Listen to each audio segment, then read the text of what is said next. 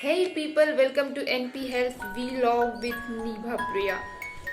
आज हम लोग डिस्कस करेंगे reflexes of newborn part 2। Reflexes of newborn part 1 मैंने ऑलरेडी कवर किया हुआ है। अगर आपने वो वीडियो नहीं देखा है तो पहले उस वीडियो को देखें। Then this video will be much helpful for you. So let us see what we have covered so far.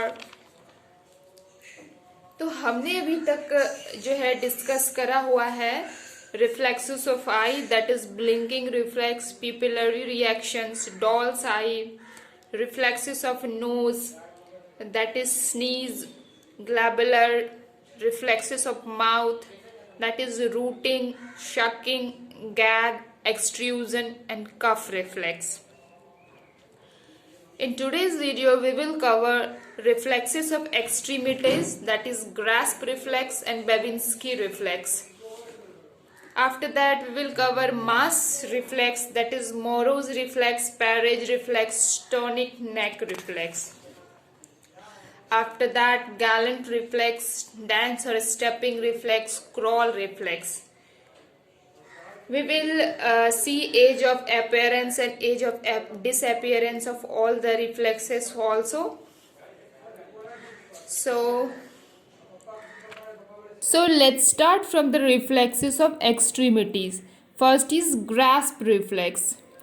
Touching palms of hands or soles of feet near base of digits causes flexion of hands, that is palmar grasp, and soles, that is plantar grasp.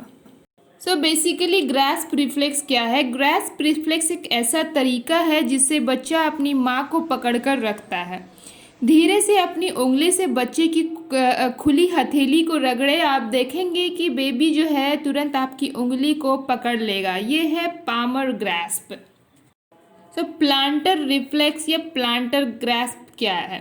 Plantar reflex को इसे negative Babinski reflex के नाम से भी जानते हैं। इसमें जब बेबी के सोल्स को कोई आउटर एस्पेक्ट्स में से स्टिमुलस देंगे तब न्यूबॉर्न बेबी टोज और फिंगर्स को डाउनवर्ड कर्ल कर यानी कि डाउनवर्ड मोड़ लेगा। तो ये है प्लांटर रिफ्लेक्स, ये प्लांटर ग्रास्प।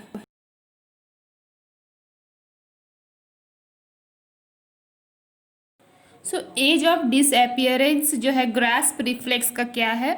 पामर्स ग्रास्प जो है यूजुअली 3 मंथ्स में ख़त्म हो जाता है और प्लांटर रिफ्लेक्स जो है वो 8 मंथ्स में जो है डिसअपियर हो जाता है।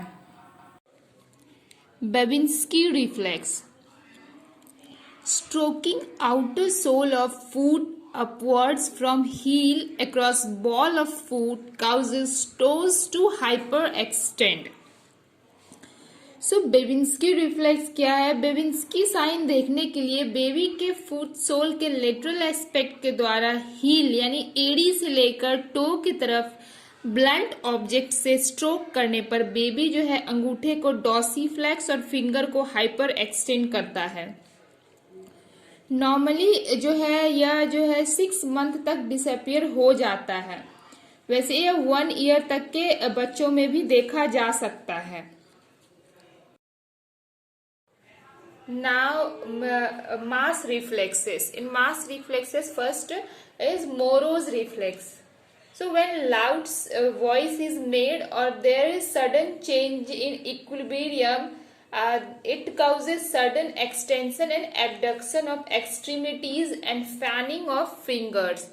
मोरोज रिफ्लेक्स बेसिकली क्या है? यह रिफ्लेक्स देखने के लिए न्यूबॉर्न बेबी को सेमी सिटिंग पोजीशन यानी 45 डिग्री एंगल से पकड़कर बेबी को अचानक से नीचे की ओर 30 डिग्री एंगल तक छोड़ते हैं। तब बेबी जो है इसके रिस्पॉन्स में बेबी आर्म्स को रैपिड एब्डक्ट और एक्सटेंड करता है और फिंगर्स व थंब जो है वो सी जो है शेप का दिखता है। बेसिकली जो मोरो रिफ्लेक्स है यह 3 to 4 मंथ में डिसअपियर हो जाता है। अब बात करते हैं पैरेज रिफ्लेक्स की। Perez reflex, when infant is prone on a firm surface, thumb is pressed along spine from sacrum to neck, infant responds by crying, flexing extremities and elevating pelvis and head and lordosis of spine. So pads reflex क्या है? जब किसी newborn baby को किसी firm surface पर prone position में लेटाते हैं तब जो है अपने अंगूठे की मदद से बेबी के स्पाइन को सर्वाइकल वर्टिब्रा से सैक्रल और सैक्रल वर्टिब्रा से सर्वाइकल की तरफ ले जाने पर न्यूबॉर्न जो है वो क्राई करता है, एक्सट्रीमिटी को फ्लेक्स करता है और स्पाइन लॉर्डोसिस शो करता है. So what is the age of disappearance of parage reflex? This is 4 to 6 months. जो है 4 to 6 month में जो है ये disappear हो जाता है. Next है tonic neck reflex. So tonic neck reflex. When infant's head is turned to one side, arm and leg extend on that side and opposite arm and leg flex. So tonic neck reflex में क्या है, जैसे कि नाम से ही पता चल रहा है जो है ये रिफ्लेक्स बेबी के मोस्टली नेक रीजन से रिलेटेड होता है. सो टोनिक नेक रिफ्लेक्स में जब बेबी का जो है गर्दन को जब एक डायरेक्शन में वो मुड़ जाता है तो वो अपने हाथों को स्ट्रेच करके रेस्पॉन्स देता है. यानी कि जब इन्फेंट का हेड जो है एक साइड में टर्न होता है तो उस साइड का आर्म और लेग जो है पूरी तरह से सिकुड़ जाता है और वहीं जो दूसरी साइड का आर्म और लेग होता है वो पूरी तरह से फैल जाता है. So age of appearance of tonic reflex is 2 month. जो है टोनिक रिफ्लेक्स जो अपीयर होता है बेबी में वो 2 मंथ में और डिसअपीयर हो जाता है 3 to 4 months. Now parachute reflex. So what is parachute reflex? This reflex occurs in slightly older infants when the child is held upright and the baby's body is rotated quickly to face forward, as in falling. The baby will extend his arm forward as if to break a fall, even though this reflex appears long before. तो in short अगर parachute reflex को समझने की कोशिश करें तो जब भी हम न्यूबॉर्न को ऊपर की तरफ हवा में उछालेंगे तब न्यूबॉर्न इसके रेस्पॉन्स में अपनी एक्सट्रीमिटीज को एक्सटेंड करता है. So this was the parachute reflex and age of appearance of parachute reflex is 6 months. Make a mark here as it has already asked in AIIMS Bhubaneswar 2018 examination. So it is important. Now dance or stepping reflex. If infant is held such that sole of foot touches a hard surface, there is reciprocal flexion and extension of legs. And the age of disappearance of this reflex is 3 to 4 weeks. After that, last is a crawl reflex. When placed on abdomen, infant makes crawling movement.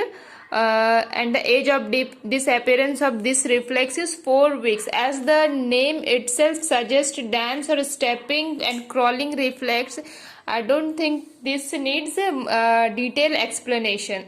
So this was I have covered all the 18 reflexes. So guys, if you like my videos, please do like, share and subscribe my channel, and don't forget to press the bell button. It will make you remind for my another video like this. Thank you so much.